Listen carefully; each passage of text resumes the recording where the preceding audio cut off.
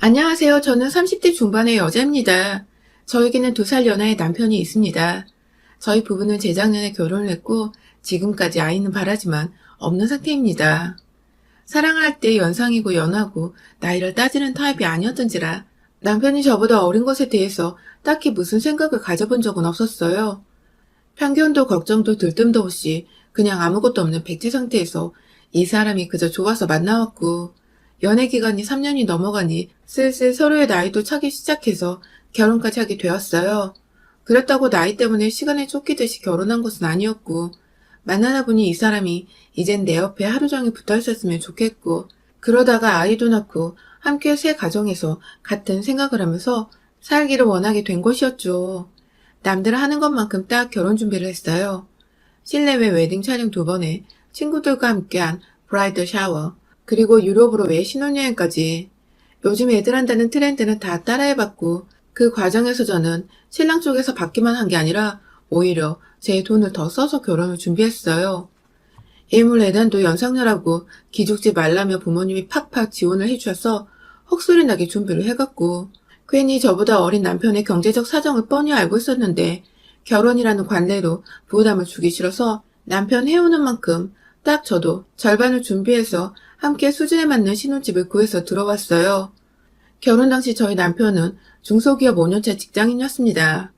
지금은 직장을 다른 곳으로 옮기긴 했지만 전보다 연봉이 높아진 것도 아니었고 사정이 나아진 것도 아니었고, 다만 출근하는 사무실 정도가 바뀐 정도의 똑같은 중소기업이에요.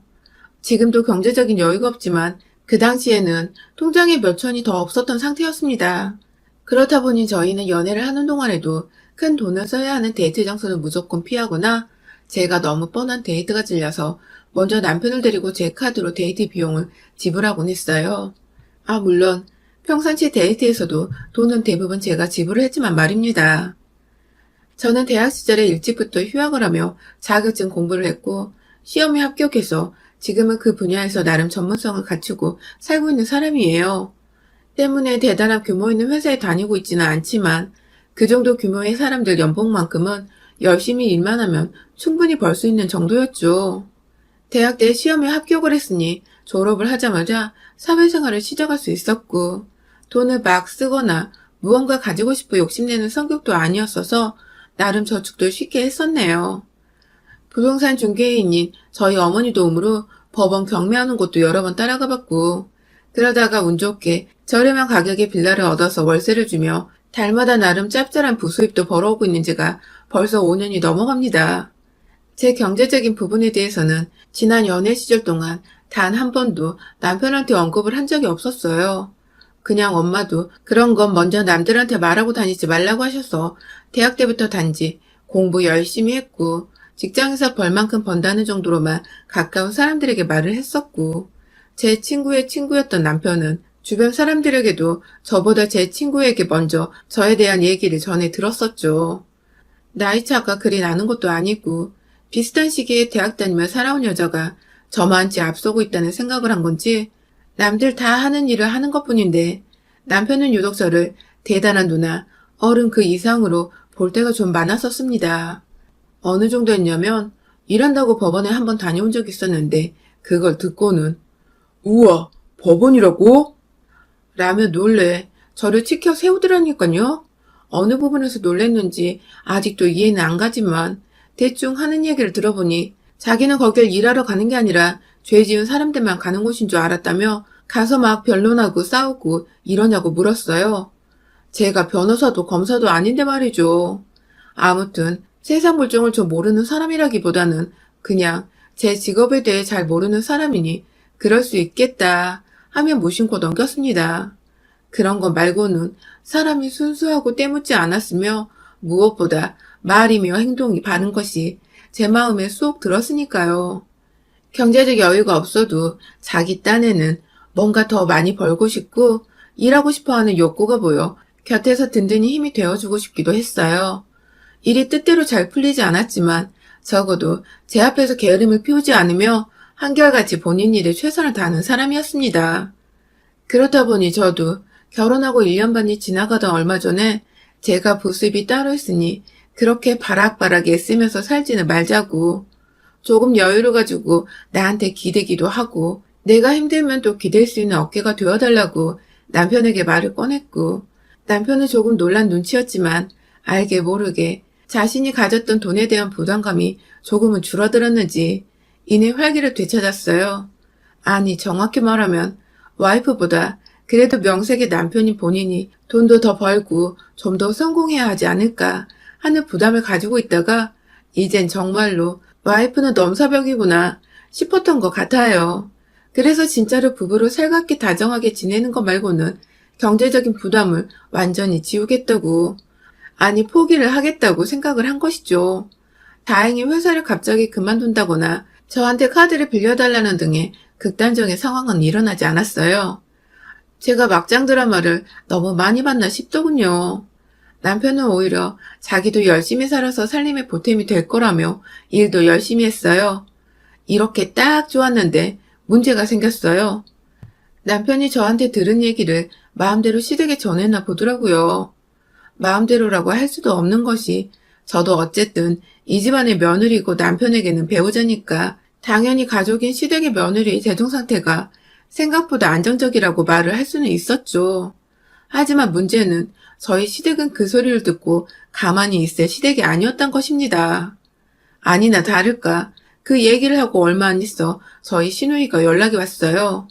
저희 시누이로 말할 것 같으면 정말 할 말이 너무 많은데요. 연하의 남편을 만났다 보니 남편의 누나였던 시누이는 저와 동갑내기 친구였습니다. 밖에서 만났어도 친구가 되고 싶던 생각을 일도 안 했을 정도의 그런 성격을 가진 친구였어요. 남편과 연애를 2년 정도 했던 때에 어쩌다 남편의 동네 카페에서 데이트를 하다가 시누이를 처음 만나게 되었어요. 조금 늦은 비교적 날이 좋은 늦가을이었던 걸로 기억하는데 롱패딩을 껴입고 나타난 시누이를 보고 기겁을 했었죠. 가뜩이나 카페 안은 열기로 가득 차 슬슬 덥다고 여겨지던 참이었는데 제 눈에 시누이는 너무 갑갑해 보였기 때문입니다. 그래도 처음 본 사람한테 옷지적을 하는 건 꽤나 제게도 꼴불과 같이 느껴져서 한마디도 안 했고 오히려 남편의 누나였기에 내심 잘 보이고 싶은 마음에 살갑게 대했어요. 남편이 둘이 동갑이라고 하니까 저도 편하게 좀 대해보려고 우와 친구 생겼다 반가워 하면서 즐겁게 싱글벙글 웃어 보였는데 아니 우리 시누이는 일부러 그랬는지는 모르겠지만 그 소리를 듣더니 저한테 정색을 하면서 누가 친구야? 이러는 겁니다. 결혼 얘기가 오갔을 때도 아니었고 단순히 남자친구의 누나였고 제게는 그냥 남 같은 사람이었는데 벌써부터 시누이 짓을 해보려고 한 건지 제 말에 무안을 주더니 결국 그 소리를 하더라고요. 보통 여자는 결혼하면 남자는 식구들한테 말 안 놓는다고. 그건 동갑이라도 갖춰야 할 예의라고 말이죠. 안무랑궁이었어요. 진짜 저요? 이런 시누이가 꼴보기 싫어서라도 아쉽지만 남편과 결혼을 진짜 하지 말아야겠다는 극단적인 생각도 했었답니다. 뭐 결국은 제가 집안에 똥이 있는 줄을 알면서도 남편이 좋아서 시집을 와버렸지만 말이죠. 아무튼 첫 만남에 무안을 주면서 친구라고 가까이 대하는 제게 존댓말을 팍팍 쓰며 거리를 두던 시누이에게 저는 아직도 함께 존댓말을 쓰며 그 흔한 동갑내기 사이에 대화 한 번을 해본 적이 없었어요. 식구들이 시댁이나 저희 집에 다 같이 모이더라도 이제는 기어코 본인이 혼자서 제게 말을 놓으며 윗사람인 마냥 절 대하기 시작했죠. 그냥 가볍게 누구누구야 하면서 부르는 건 기본 중에 기본이었고 야, 너 등의 기분 나쁜 지칭부터 시작해서 해달라는 것도 많아졌고 시키는 일도 많아졌어요.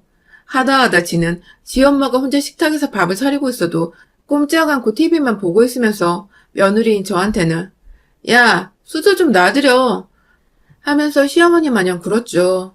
괘씸하고 열음받는데 그렇다고 시댁에서 시부모님 앞에서 치고받고 싸울 수도 없는 노릇이고 제 성격 많이 죽었다면서 일부러 참고 또 참았습니다. 그랬던 시누이인데 제가 빌라 월세를 주고 있다는 소리를 남동생한테 듣고는 또 귀신같이 무슨 바람이 불었는지 저를 찾아봤더라고요. 미리 사전 약속을 잡고 나타난 것도 아니고 그냥 대뜸 혼자 지나가다 생각나서 들렀다는 개소리를 하더니 현관 바로 앞에서 전화를 하며 제가 집에 있는지를 물었어요.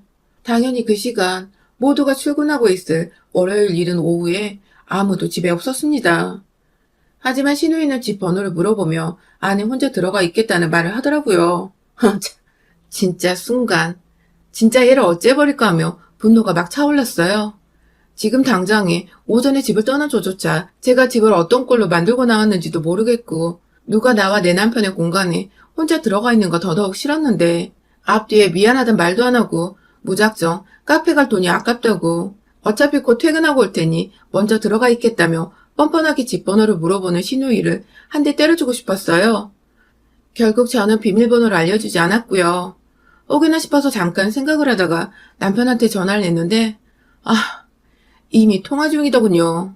네, 남편한테 전화를 해서는 비밀번호를 물었는지 남편은 그걸 또 그대로 가르쳐줬고 신우이는 이미 그 사이 제 집안에 들어가 있었던 것입니다.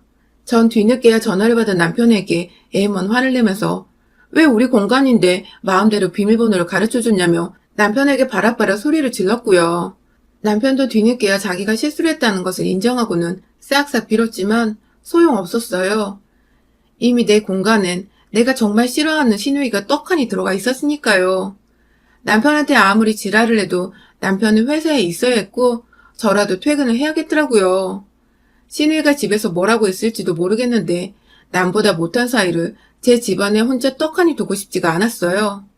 집 있다는 소리를 하자마자 집에 찾아온 곳을 보면 목적도 그거일 텐데 혹여나 무식하게 집문서 찾겠다고 집안 장롱을 다 뒤지진 않을까 하는 섣부른 걱정까지 하느라 일이 손에 잡히질 않았어요. 결국 저는 그 아까운 반차를 오후가 돼서야 뒤늦게 내고는 후딱 집으로 향했죠.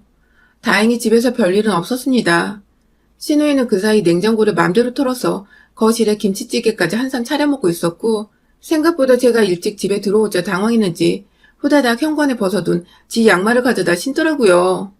그날 신우이는 본인이 왜 왔는지 말은 안 했고 다만 계속 저한테 은연중에 돈을 벌고 싶다는 돈이 궁해 죽겠다는 말을 자꾸만 꺼냈어요. 속이 훤히 들여다보이는데 상대해 주기가 너무 싫었어요. 몇 번 얘기를 들어보니 그게 다 돈 얘기고 그중 원룸 하나가 딱 있었으면 좋겠다는 말이 결국 나왔습니다. 결국은 저한테 원룸 하나 싸게 아니 공짜로 받아보면 안 되나 그걸 떠보려고 온 것 같더라고요. 그 나이에 결혼도 못하고 부모님 집에 얹혀 살고 있는 게 본인이 생각해도 딱했나 보더군요. 하지만 전 일절 무시를 했습니다. 제 원룸을 하나라도 신우이한테 주고 싶은 마음이 눈꽃만큼도 없었습니다. 그냥 아무것도 남편 말고는 서로에게 엮이고 싶지가 않은 사람이었으니까요. 그래서 전 피곤하니 이제 집에 가달라고 다음부터는 내 집에 올 때 미리 연락이라도 주고 오라는 말도 잊지 않고 전했어요.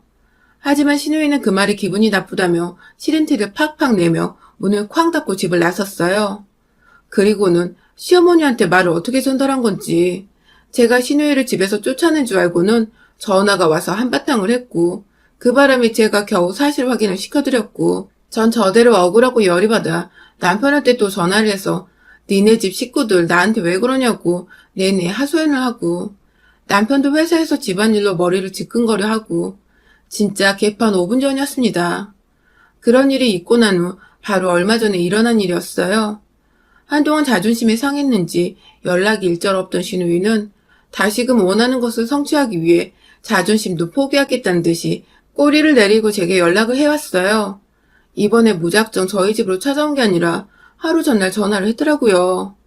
좀 봤으면 좋겠는데 시간이 되냐고 물어서 퇴근하면 저녁 7시니 그때 맞춰오라고 말을 하고는 끊었죠.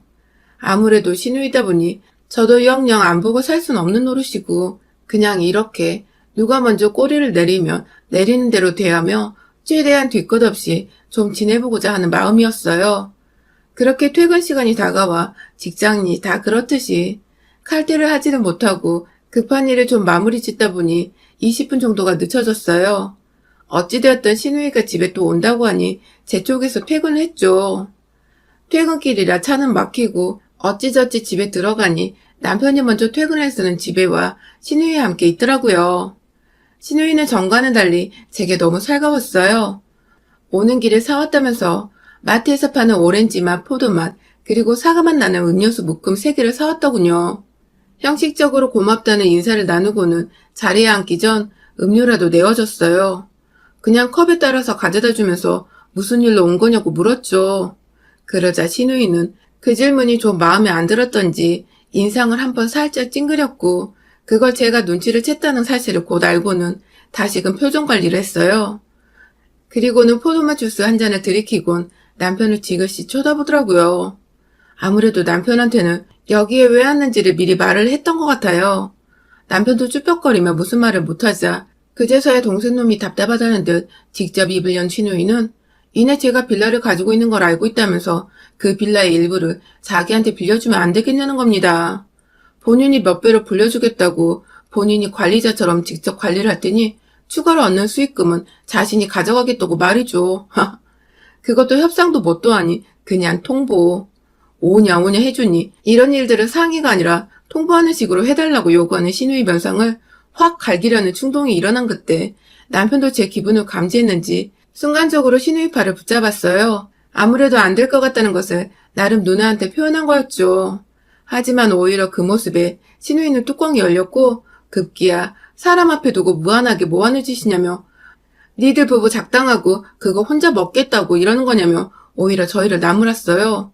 아니 빌라 명의가 제 것인데 제 자산을 가지고 남편도 아니고 제 언니도 아닌 남편의 누나인 시누이 년이 왈가왈부하는 상황이었던 것입니다. 진짜 어이가 털리는 것도 정도를 넘어서 정신나간 년의 대화를 상대하고 있는 제 처지가 너무 애처로웠어요. 그 집은 당신이 이래라 저래라 할 게 아니라며 딱 잘라 선을 그어버리니 결국 시누이는 있는 놈들이 더한다면서 저를 향해 폭언을 하기 시작했어요. 하다 자기 남동생이 옆에 떡하니 서 있는데 연계를 좋아하는 나이 먹은 여우라고 하며 저와 남편의 관계를 아주 더러운 꼴로 만들어버렸고 이윽고 남편을 향해서는 너도 네 와이프 돈 말고는 볼 거 없었던 거 다 안다면서 빌라를 가지고 있다고 꼬셔서 넘어간 거 이해할 테니 이제라도 이혼하라며 부부 사이에 갈라섬을 종용했죠. 그렇게 되면 진짜로 빌라 주인인 저와는 가족이고 뭐고 남남이 되는 건데 그걸 원하지도 않으면서 어떻게든 상황에서 이겨보겠다고 개소리를 막 아무거나 던져대는 시누이의 모습은 정말 영락없는 빈수레였습니다. 아주 텅텅하는 깡통소리가 손만 대면 날 정도로 빈수레였어요. 하지만 전 그냥 넘기기엔 심한 소리를 너무 많이 들어 마음의 상처, 아니 화가 느껴졌어요. 혼자서 화를 내다가 분을 못 이기고 제자리에서 일어나 두 손에 주먹을 꼭 쥐고 저와 남편을 싸잡아서 인신매매하는 사람이 너네보다 너그럽고 인자하겠다며 입꼬리를 올리며 비꼬는데 그 순간 저도 진짜 그 얼굴을 더는 보고 싶지 않더라고요. 순간 주변을 살폈는데 제 눈에 식탁 위에 올려진 음료수들이 보였어요. 절반 정도 남은 포도주스와 오렌지, 사과주스가 절 부르는 듯한 기분이 들었죠. 그리고 전 그들의 응답에 부응이라도 하겠다는 듯 흐뭇한 미소를 지어 보이곤 부엌으로 가 뚜껑이 살짝 열려있는 포도주스를 손에 쥐고는 정말 순식간에 5초도 채 안 되는 그 시간 안에 음료수통에 든 음료수를 콸콸콸 시누이한테로 부어버렸습니다. 으아! 하며 주스 테러를 피하다 끈적한 과일 주스에 미끄러져 물개가 바다로 뛰어들어가는 모습과 흡사할 정도로 철컹철컹 하더니 급기야 넘어진 시누이는 바닥에서 남편을 향해 빨랑 수건을 갖고 오라며 소리를 질렀고 포도주스를 다 쏟아부은 저는 이내 오렌지 주스 한 병을 또 따서는 보라색과 노란색의 아름다운 색깔들이 형형색색 제 집 거실 바닥에 펼쳐지도록 시누이를 향해 허공에 날려버렸죠. 청소는 뭐 평소에도 청소해주시는 도우미를 한 달에 몇 번씩은 불러서 구석구석까지 꼼꼼히 닦는 터라 제 힘 안 들이고 치울 방법은 얼마든지 있었습니다. 다만 시누이는 청소할 방법은 없었는데 시누이는 제풀에 힘이 꺾여 후다닥 화장실로 들어가더니 이내 그걸 다 씻어내면 집에 갈 때 쫄딱 물에 젖은 생쥐꼴이 된다는 것을 자각했는지 손과 얼굴만 약간 씻어내고는 짐을 싸서 집을 나서더군요. 가는 길은 택시를 탔는지 어쨌는지도 모르지만 아파트 베란다를 통해 내려다보니 어디로 숨어 빠져나간 건지 도통 사람이 보이질 않았고요. 아무래도 비상구 계단에 혼자 쭈그려 앉아있든 뭘 했든 시간을 보낸 것 같았어요. 그게 참회의 시간이었는지 복수를 다짐하는 시간이었는지는 모르겠지만 말입니다. 그러게 평소에 사람한테 좀 잘하지. 평소에도 버르장머리 어깨 굴더니 뭐 필요해서 부탁하러 오는 순간에도 그 버릇, 그 태도를 못 고친 시누이는 정말 지가 뿌린 것들에 대한 업보처럼 이 모든 일들을 당한 것 같아서 전 일말의 미안함도 느끼지 못했고요. 시누이도 그런 지가 쪽팔렸는지 지금껏 몇 달이 지나도 연락이 없네요. 여러분의 생각은 댓글로 남겨주세요. 오늘도 시청해주셔서 정말 감사합니다.